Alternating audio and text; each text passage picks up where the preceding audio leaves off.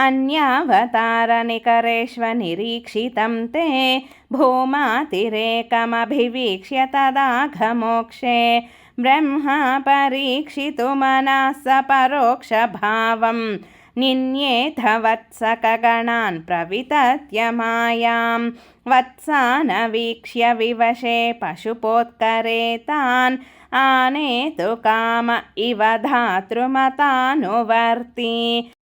त्वं सामि भुक्तकबलो गतवांस्तदानीं भुक्तां स्थिरोधितसरोजभवत्कुमारान् वत्सायितस्तदनुकोपगणायितस्त्वं शिक्यादिभाण्डमुरळीकवलादिरूपः प्राग्वद्विहृत्य विपिनेषु चिराय सायं त्वं माययाथ बहुधा व्रजमाययाथ त्वामेव शिक्यगवलादिमयं दधानो भूयस्त्वमेव पशुवत्सकबालरूपः गोरूपिणीभिरपि गोपवधूमयीभिः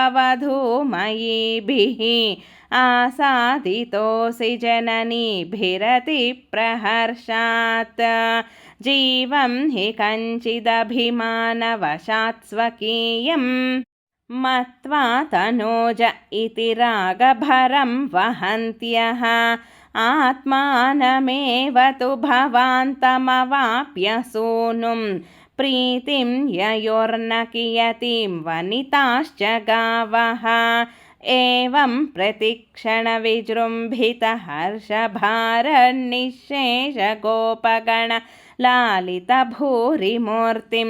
त्वामग्रजोऽपि बुबुधे किल वत्सरान्ते ब्रह्मात्मनोरपि महान् युवयोर्विशेषः वर्षावधौ नवपुरातनवत्सपालान् दृष्ट्वा विवेकमसृणे द्रुहिणे विमूढे प्रादिदृशप्रतिनवान्मकुटाङ्गदादिभूषां चतुर्भुजयुज सजलाम्बुदाभान् प्रत्येकमेव कमलापरिलालिताङ्गान् भोगीन्द्रभोगशयनान् नयनाभिरामान् लीलानिमीलितदृशः सनकादियोगी व्यासेवितान् कमलभोर्भवतो ददर्श नारायणाकृतिमसङ्ख्यतमां निरीक्ष्य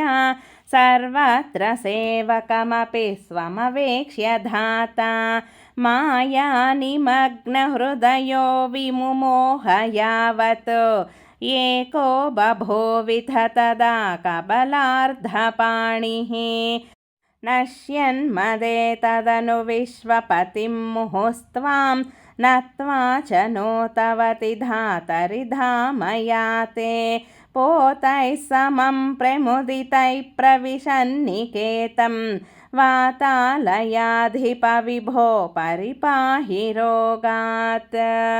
श्रीकृष्णाय परब्रह्मणे नमः। नारायण अखिलगुरो भगवन्नमस्ते। सर्वं श्रीकृष्णार्पणमस्तु। सर्वे जना सुखिनो भवन्तु। लोका समस्ता सुखिनो भवन्तु।